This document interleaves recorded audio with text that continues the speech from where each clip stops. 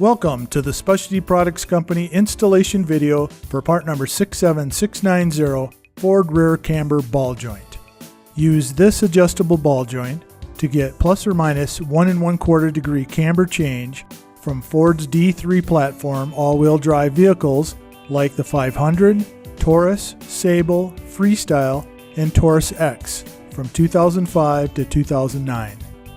Many of these vehicles develop negative camber in the rear, but there's no factory correction.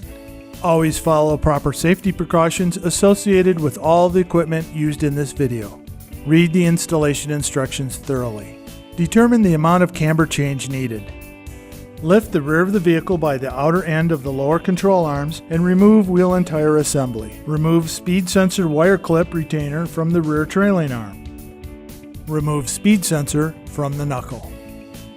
Remove brake caliper and support to avoid damaging the brake line. Remove brake rotor. Take a zero reading with SPC part number 81139 magnetic camber gauge. Remove the 3 bolts attaching the rear knuckle to the trailing arm, lower arm, and toe link. Use a ball joint separator to disconnect the stud from the upper arm and remove the rear knuckle from the car. Press out OE ball joint from knuckle using press and appropriate adapters. Tech tip: remove boot from OE ball joint and press with adapter directly on the housing. Do not press the stud.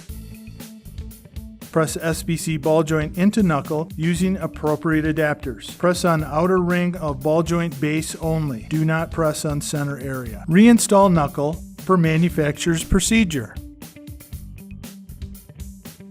Using camber gauge on wheel hub flange, adjust camber by turning ball joint stud hex.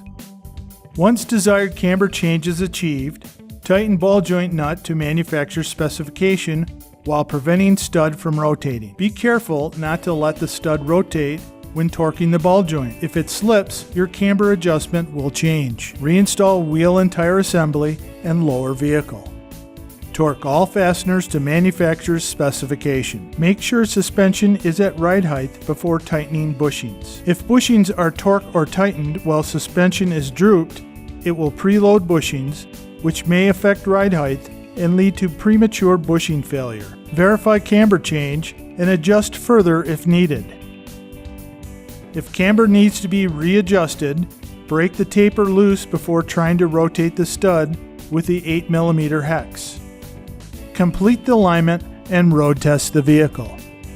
Since 1971, Specialty Products Company has been designing, testing, and manufacturing world-class alignment suspension solutions. For more installation videos, visit us online at www.spc-tv.com.